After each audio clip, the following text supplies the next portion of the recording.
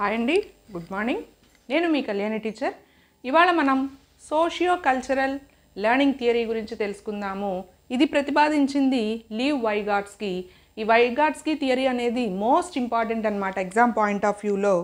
మనకి ఈయన socio cultural theory, socio historical perspective, knowledge construction theory, దీనికే ఇంకొక నేమ్ వచ్చేసి knowledge construction theory are socio historical perspective. Knowledge constructional theory are socio historical perspective. ఈయన writings వచ్చేసి thoughts and language, psychology of art. Thoughts and language, psychology of art. ఈ two writings names అయితే మనం బాగా గుర్తుంచుకోవాలి. And next, ఈయన theory అంతా కూడా కాగ్నిటివ్ థియరీని సపోర్ట్ చేస్తూ ఉంటుంది. కాగ్నిటివ్ థియరీ ఎవరిదండి? మనకి వెంటనే పియాజే గుర్తొస్తారు కదా కాగ్నిటివ్ థియరీ అనగానే. సో ఆయనకి సపోర్ట్ చేస్తూ ఉంటుందన్నమాట ఈయన ప్రతిపాదించిన సోషియో కల్చర్ లెర్నింగ్ థియరీ అనేది. అలాగే ఈ థియరీ నాలెడ్జ్ కన్స్ట్రక్షన్ థియరీగా చెప్పుకోవచ్చు అండ్ బిహేవియరల్ థియరీ అని చెప్పుకోవచ్చు. పియాజేది వైగాట్స్కీది ఇంచుమించు ఒకేలా ఉంటుంది అని కూడా మనం చెప్పుకోవచ్చు. ఇక్కడ చిల్డ్రన్ వైటల్ రోల్ ప్లే చేస్తారు. హ్యూమన్ ఇంటెలిజెన్స్ మీద వర్క్ చేశారు ఈయన.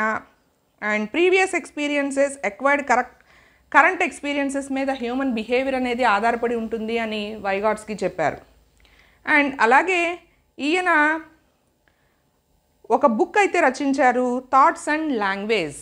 ఆ థాట్స్ అండ్ లాంగ్వేజ్ బుక్లో ఈయన 3 మెయిన్ ఆస్పెక్ట్స్ అయితే చెప్పడం జరిగిందనమాట. అవి social speech, private speech, silent inner speech. Social speech అంటే at the age of 2 years he tries to speak to others and also in case of adults also they speak to adults. Social speech అంటే అందరితో చక్కగా మాట్లాడడం. 2 years నుంచి start అవుతుంది, adult వరకు కూడా సాగుతుంది. అండ్ ఇది అందరితో మింగిల్ అయ్యి మాట్లాడుతూ ఉంటారనమాట సోషల్ స్పీచ్ అంటే. ప్రైవేట్ స్పీచ్ అంటే పర్సనల్గా తన వరకు తనే మాట్లాడుకోవడం అనేది ప్రైవేట్ స్పీచ్ అనమాట. ఇది 3 years ఏజ్లో స్టార్ట్ అవుతుంది. అండ్ సైలెంట్ ఇన్నర్ స్పీచ్ అంటే 7 years ఏజ్లో స్టార్ట్ అవుతుంది. అంటే తనలో తాను, అంటే ప్రైవేట్ స్పీచ్ అంటే తనలో తాను మాట్లాడుకోవడం. అండ్ సైలెంట్ ఇన్నర్ స్పీచ్ అంటే మైండ్ వాయిస్ అనమాట, మైండ్లో మాట్లాడుకోవడం, ఇట్లాంటివి చేస్తూ ఉంటారన్నమాట. అంటే ఇట్లా కూర్చుండిపోతారు కొంతమంది పిల్లలు క్లాస్ చెప్తుంటే, బోర్డు ఇంకా చూస్తూనే ఉంటారు కానీ అట్లా వాళ్ళ మైండ్ అయితే ఇక్కడ ఉండదన్నమాట. బాడీ ప్రెసెంట్, మైండ్ యాబ్సెంట్ అంటారు. అంటే వాడు ఎక్కడో ఊహల్లోకి వెళ్ళిపోతాడు, మైండ్లో ఏదో మాట్లాడుకుంటూ ఉంటాడు, బాడీ అయితే ఇక్కడ ఉంటుంది. అటువంటి స్టేజ్ని సైలెంట్ ఇన్నర్ స్పీచ్ అంటారనమాట.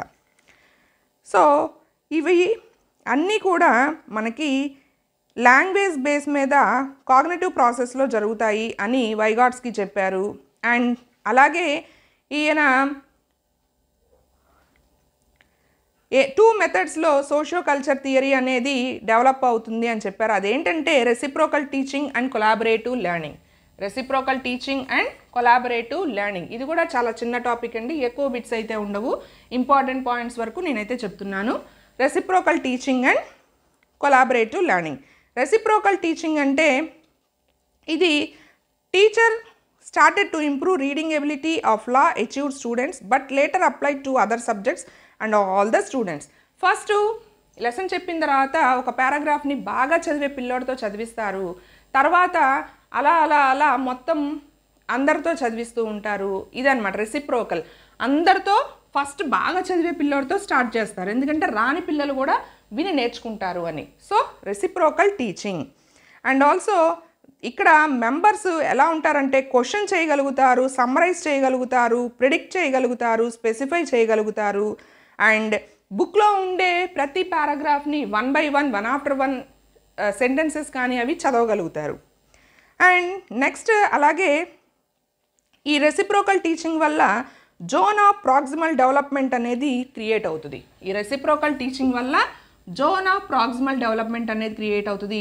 ZPD మీన్స్ అని అడుగుతారు. Zone of proximal development it is created by Vygotsky. ఇవి మెయిన్ ఇంపార్టెంట్ బ్లాంక్స్.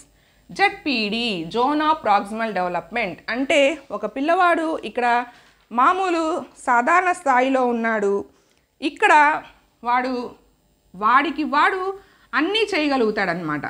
నేను ఇక్కడ వాడంతటా వాడే చేయగలుగుతాడు. సో అది ఒక స్టేజ్ అనమాట. ఇక్కడ బయట అవుటర్ పార్ట్ వచ్చేసి ఏమీ చేయలేని పిల్లలు ఉంటారు, కాంట్ డూ ఎనీథింగ్. ఇక్కడ మధ్యలో వచ్చేసి టీచర్ హెల్ప్తో చేయగలుగుతారు లేదా పేరెంట్ హెల్ప్తో చేయగలుగుతారు. అంటే ఫస్ట్ మొత్తం పిల్లవాడు వాడంతటా వాడే చేయగలడు. థర్డ్ సర్కిల్ వచ్చేసి ఏమీ చేయలేడు. సెకండ్ స్టేజ్ వచ్చేసి ఎవరైనా హెల్ప్తో, సపోర్ట్తో, గైడెన్స్తో చేయగలుగుతారు. ఈ బాగా చేయగలిగే పిల్లలు, అస్సలు చేయలేని పిల్లల్ని కూడా మనం ఈ జెడ్పీడీ లెవెల్లోకి తీసుకురావాలి. అంటే ఎవరైనా గైడెన్స్తో, సపోర్ట్తో చేయగలిగే స్టేజ్కి తేవాలన్నమాట. అస్సలు చేయలేని పిల్లవాడిని కూడా అలా టీచర్ అనేవాళ్ళు ట్రైనింగ్ అయితే ఇవ్వాలి పిల్లలకి. సో దీన్నే మనం స్కాఫోల్డింగ్ అంటాం. స్కాఫోల్డింగ్. సో ఇక్కడ scaffolding is useful to move the child from low level to high level by learning new concepts. So ఈ లో లెవెల్ నుంచి హై లెవెల్కి తేవడమే స్కాఫోల్డింగ్ అంటాం. Bringing the child from low level to high level. అంటే అలా ఎలా తేగలం? With the support, guidance of teachers, parents or anyone, friends. And next అలాగే ఇప్పుడు కొలాబరేటివ్ లెర్నింగ్ అంటే భాగస్వామ్య అభ్యసనం. ఇది ఎలా ఉంటుంది అంటే కోఆపరేషన్ ఆఫ్ అదర్స్, వేరొకరి సహాయంతో చదవగలగడం అన్నమాట. Group discussions. అండ్ అలాగే ఇక్కడ scaffoldings Vygotsky called the additional help provided by others who have more knowledge than the learner is called scaffolding. ఒక తక్కువ ఎబిలిటీ, చదవగల ఎబిలిటీ ఉన్న స్టూడెంట్కి ఎక్కువ బాగా చదివేవాడిని పక్కన కూర్చోబెడితే వాడితో పాటు వీడు రాయడం, చదవడం లాంటివి చేస్తారనమాట. అంటే కొలాబరేటివ్, కోఆపరేషన్ అనమాట. సో దాన్నే మనం స్కాఫోల్డింగ్ అంటాం. And mainly parents, guardians, adults, teachers, some times peers acts as MKO, more knowledgeable others. MKO, more knowledgeable others. ఎవరు ఈ మోర్ నాలెడ్జబుల్ అదర్సు? ఒక చదవలేని సాధారణ స్థాయి పిల్లవాడికి మోర్ నాలెడ్జబుల్ అదర్స్ అంటే ఎవరు? పేరెంట్స్, టీచర్స్, పీర్స్, వాడి పక్కన ఉన్న పిల్లలు, అలాగే గ్రాండ్ పేరెంట్స్ అవ్వచ్చు, గార్డియన్స్ అవ్వచ్చు, అడల్ట్స్ అవ్వచ్చు, వీళ్ళందరూ కూడా మోర్ నాలెడ్జబుల్ అదర్స్ అన్నమాట. So scaffolding means providing cooperation and assistance. MKO means more knowledgeable others. And next అలాగే ఇప్పుడు వైగోట్స్కి మెంటల్ ప్రాసెస్ని కూడా 2 టైప్స్ కింద డివైడ్ చేశారనమాట. Lower mental functions, higher mental functions.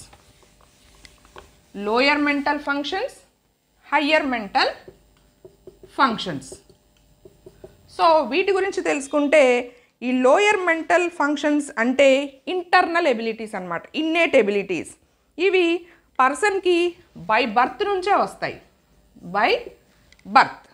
And for example observe చేయడం, ఐడెంటిఫై చేయడం, question remembering చేయడం, కంపేర్ చేయడం, ఇటువంటివన్నీ లోయర్ మెంటల్ ఫంక్షన్స్. అలాగే ఇప్పుడు హయ్యర్ మెంటల్ ఫంక్షన్స్కి వస్తే ఇక్కడ సొసైటీతో ఇంటరాక్ట్ అయినప్పుడు డెవలప్ అయ్యే థాట్స్, బిహేవియర్ అన్నమాట. ఇదేమో ఇన్బిల్ట్, ఇన్నేట్. ఇదేమో హయ్యర్ మెంటల్ ఫంక్షన్ ఏమో సొసైటీతో మింగిల్ అయినప్పుడు కలిగే బిహేవియరు, థాట్స్. అండ్ ఈ హయ్యర్ మెంటల్ ఫంక్షన్లో క్రియేటివ్ థింకింగ్, రీజనింగ్, డిస్క్రిమినేషన్ అనేవి డెవలప్ అవుతాయి. ఇప్పుడు ఈ వైగాట్స్కీ థియరీని క్లాస్ రూమ్లో ఎలా ఇంప్లిమెంట్ చేయాలి? Classroom implications. Teachers need to provide social situations based on social and communal backgrounds. Social సిచ్యువేషన్స్ని క్రియేట్ చేయాలంటే పిల్లలతో కలిసి సోషల్ డెవలప్మెంట్ అన్నమాట. గ్రూప్ యాక్టివిటీస్, డిస్కషన్స్ లాంటివి పెట్టడం లాంటివి చేయాలి. While learning takes place the importance should given to collaborative learning. కలిసి చదవడం అంటే టేబుల్స్ చెప్తారు టీచర్స్, అందరూ కలిసి చెప్తూ ఉంటారు, కొలాబరేటివ్ అన్నమాట. And For the language development, language knowledge student opportunities should be provided and cooperation should be given to student, evaluation should assess, వాడిని నేర్చుకోమని ప్రేరేపించాలి. అలాగే ఒక ప్రాజెక్ట్ అనేది ఏదైనా ఇస్తే పిల్లవాడు స్వతహాగా చేయగలిగేటట్టు చూడాలి. మనమే చెప్పేయకూడదు నువ్వు బ్లూ చార్టే యూజ్ చేయి, వైట్ చార్టే యూజ్ చేయి, ఇట్లాంటివి చేయకూడదు. అలా అని మొత్తానికి వదిలేయకూడదు. కొన్ని వాళ్ళ మీద వదిలేయాలి. ఎవరైతే చేయలేకపోతున్నారో వాళ్ళకి మనం సపోర్ట్ చేయాలి. అంతేగాని ప్రాజెక్ట్ ఇచ్చేసి ఊరుకోకూడదు. అలాగని ప్రాజెక్ట్ ఇచ్చి మొత్తం మనమే చెప్పకూడదు. So ZPD can be improved by project method and heuristic method. So ఈ జోన్ ఆఫ్ ప్రాక్సిమల్ డెవలప్మెంట్ అనేది ప్రాజెక్ట్ మెథడ్ ద్వారా, హ్యూరిస్టిక్ మెథడ్ ద్వారా డెవలప్ అవుతుంది. అండ్ అలాగే ఇక్కడ evaluation should assess the role of ZPD. ZPD ద్వారా కూడా మనకి ఇవాల్యుయేషన్ అనేది అసెస్మెంట్కి కుదురుతుంది. సో ఇక్కడతో వైగాట్స్కి థియరీ అయితే అయిపోయింది. So like, share and subscribe. Next వీడియోతో మళ్ళీ కలుద్దాం. Stay tune to my channel. Bye bye. See you in the next video. Thanks for watching.